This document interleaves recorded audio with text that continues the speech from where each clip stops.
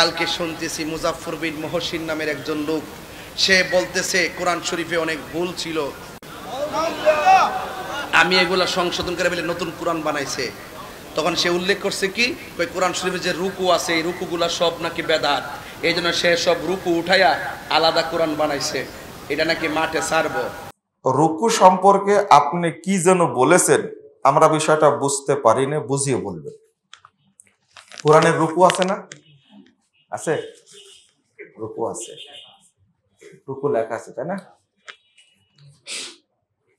শুনেন, সঠিক তথ্য পাওয়ার পরে যদি আপনি মানে তেড়ামু করেন, তেড়ামু বুঝেন তো, তাহলে বুঝতে হবে আপনি একজন বলদ।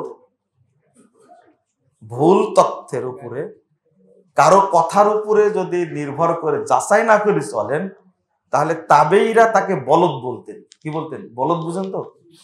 কি বলছেন যে এই মুকাল্লিদ আর বলদের মাঝে কোনো তফাৎ নাই। রুকুটা যোগ হয়েছে, এটা আমি এরপরে বিস্তারিত একটা লেখাও দিয়েছি এবং বক্তব্য বহুবার বলেছি। 500 হিজরি শেষের দিকে বুখারার উজবেকিস্তানের এলাকার হানাফি মাযহাবের লোকেরা কোরআনের মধ্যে রুকুটা যোগ করেছে। কেন যোগ করেছে তারা বলে দিছে, রমাজান মাসে প্রতি রমাজানের রাত্রিতে, প্রতি রাত্রিতে 20 রাকাতে 20 রুকু পড়বে। কয় রুকু? 20 রাকাতে 20 রুকু পড়বে, আর 27 রাত্রিতে গিয়ে কি হবে? খতম হবে। তাহলে কয় রুকু হলো টোটাল? 20 দিয়ে 27 গুণ দেন, কত? 540। আপনি দেখেন 540টা রুকু আছে কোরআনের মধ্যে। কয়টা? 540টা রুকু আছে। গুণে দেখবেন, হাফেজরা আছে না এখানে কেউ? 540টা রুকু না? 540টা রুকু আছে। রুকুটা ঢোকানো হয়েছে, আগেই বলি, সৌদি নুসখাতে মুসহাফুল মদিনা, যেটা মদিনায় নুসখায় কিন্তু রুকু নাই। মদিনায় নুসখায় কি নাই? রুকু নাই, কোনোদিনই ছিল না মদিনায় নুসখায়। তো ঢুকলো কিভাবে? কোরআনের মধ্যে ঢুকলো কি করে? দেখেন, এটাও লিখছে যে উজবেকিস্তানের এলাকায় যখন ঢুকানো হয় তখন এটা তুরস্ক পর্যন্ত যায়, সবাই উপমহাদেশ পর্যন্ত। তো তুরস্ক এলাকা থেকে এটা উঠিয়ে দেওয়া হয়, কিন্তু উপমহাদেশে থেকেই যায়, এখনো আছে রুকু।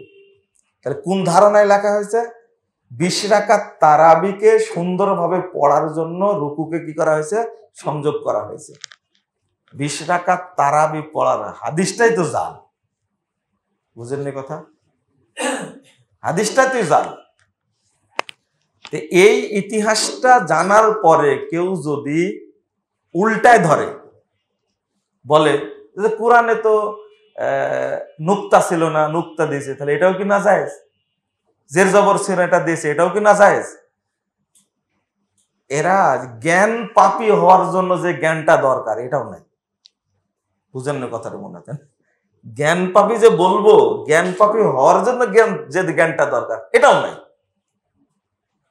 কোরআনে জের জবর, এখানে বিসমিল্লাহির রহমানির রহিম লিখে দেন, জের জবর দেন না, উচ্চারণটা কি হবে? বিসমিল্লাহির রহমানির রহিম হবে না? জের জবর লাগায় দিয়েছে আপনার সুবিধার জন্য। রুকু কি ওই সুবিধার জন্য দিছে? আপনি বুঝতেই পারছেন রুকুটা যোগ করেছে 20 রাকাত তারাবিকে সুন্দরভাবে আদায় করার জন্য। আপনার 27 রাত্রিতে কোরআন খতম দিতে হবে, এরকম কোনো দলিল আছে? কেন করলেন এটা তাহলে? প্রথম কথা হলো, মদিনায় নুসখা এটা নাই, আপনি এটা যোগ করলেন কেন? আমি কথা বললে আপনাদের কাছে একটু বিরক্তি মনে হয়, এই কথাটা বুঝতে আপনাদের 5 বছর লাগবে। 5 বছর 7 বছরের আগে বুঝতে পারবেন না আপনারা এটা। কোরআন তো আল্লাহর কালাম, সেখানে আপনার রুকু ঢুকাবেন কেন? তাই না? এই সাহসটা দিল কে? মঞ্জিল ঢুকাইছে। কি ঢুকাইছে? মঞ্জিল। কেন ঢুকালেন আপনি? এই কোরআনটা পরিশ্রম করেছেন সর্বশেষ সাহাবী উসমান রাদিয়াল্লাহু আনহু। তিনি অনেকগুলো নুসখা তৈরি করেছিলেন। এই নুসখায় তো মঞ্জিল ছিল না। আপনি লিখছেন যে সাহাবীরা এক মঞ্জিল করে প্রতিদিন পড়তেন, দলিল নাই। আপনি কোরআন লিখে দিয়েছেন ওয়াকফে জিবরিল, এখানে জিবরিল আলাইহিস সালাম থামতেন, তার দলিল কি? যেটা মদিনা নুসখায় নাই, সৌদি নুসখা খুলেন নাই, আপনি যোগ করলেন কেন এখানে? তবে আলহামদুলিল্লাহ, আল্লাহর অনেক শুকরিয়া, আমরা চেষ্টা করছিলাম বহুদিন থেকে এই মিথ্যা দোয়া ঢুকাইছে এর মধ্যে, তাবিজের নকশা ঢুকাইছে এর মধ্যে, সবগুলো ফ্রেশ করে বের করে দিয়ে আলহামদুলিল্লাহ আমরা কোরআনটা প্রিন্ট করেছি। আলহামদুলিল্লাহ, এটা যারা বাংলাদেশে সঠিক বুঝতে চায়, সঠিক জানতে চায়, তাদের মাঝে এটা আমরা বিতরণ করব ইনশাআল্লাহ। আপনারা এই প্রজেক্টে সহযোগিতা করবেন যে আমরা কোরআনটা, এটা দুইটা ধরন, একটা চলে আসছে আর একটা আসবে, একটা বড় যারা মুরব্বীরা পড়তে পারবে সুন্দর করে, এটা একটা, আর একটা হিফজ কোরআন যেটা, এটা আগে বেরিয়ে আসছে আলহামদুলিল্লাহ। প্রত্যেকটা আমাদের যে মাদ্রাসাগুলো আছে সেই মাদ্রাসাগুলো আমরা ইনশাল্লাহ এটা বিনামূল্যে প্রজেক্ট বিতরণ করবো ইনশাআল্লাহ। এটা ইচ্ছা আছে, যাদের টাকা পয়সা আছে তারা একটু সহযোগিতা করবেন, আমরা যেন বিতরণটা করতে পারি ইনশাআল্লাহ। তো এই যে আমানত, আল্লাহর পক্ষ থেকে আমানত কালাম, এর মধ্যে রুকু আপনি ঢুকালেন আপনার সুবিধার জন্য, এটা কি জায়েজ? এই তথ্য যখন জানবে তখন কোন আহলে হাদিস এই রুকুর পক্ষে সাপোর্ট করবে কেউ? প্রশ্নই আসে না। যারা এই তথ্য বুঝার পরেও এই রুকুর পক্ষে ছাপাই গাচ্ছে, এটা মনে করবেন এটা ব্যক্তি পূজার তাকলিদের আবরণটা এখনো আছেই। এই আবরণটা চোখে না, কোথায়? অন্তরে। কারণ আল্লাহ বলছেন লা তা'মাল আবসার ওয়ালাকিন তা'মাল কুলুব, আল্লাহ ফিস সুদূর, ওদের চোখ অন্ধ না, অন্ধ কি? অন্তর।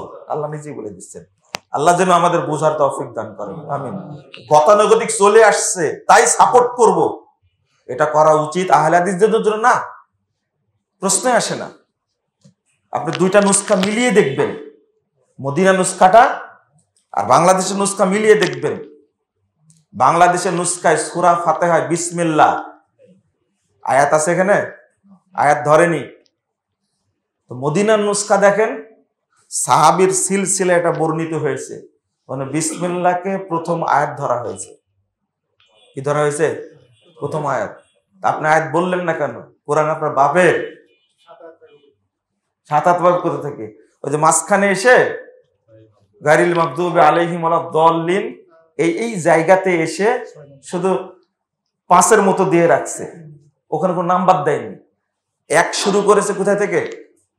1 শুরু করেছে আলহামদুলিল্লাহ রাব্বিল আলামিন, তাহলে শেষে কত হবে? 7 হবে, তাই না?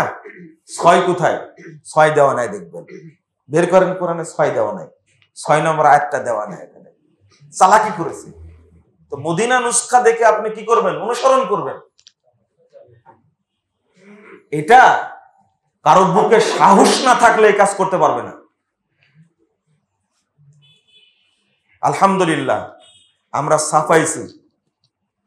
কোরআনের মধ্যে সূরা হজদের মাঝখানে লেখা আছে, দ্বিতীয় সিজদাতে ইনদা শাফিঈ, যখন কোরআন নাজিল হয়, ইমাম শাফি ছিল তখন। ইমাম শাফির নাম করতে গেল কোরআনের মধ্যে। সেজদা কোরআনে কয়টা? 15টা। কয়টা? 15টা। আর বাংলাদেশে করেছে কয়টা? 14টা। কি আশ্চর্য একটা ব্যাপার! আল্লাহ যেন আমাদের বোঝার তৌফিক দান করেন। আপনি বুঝলেন না কেন? আর বলছে ইখতিলাফ আছে। উসমান রাদিয়াল্লাহু আনহু যে নুসখাকে উম্মতের জন্য দিয়ে গেছেন, ওইটা দেখলে তো আপনি ইখতিলাফের কথা ভাবতে পারেন না, বলতে পারেন না। এটা যখন ইজমায়ে সাহাবা হবে, তখন এখানে আপনাকে প্রশ্ন তোলার কোনো অধিকার আছে? কোনো অধিকার নাই এখানে।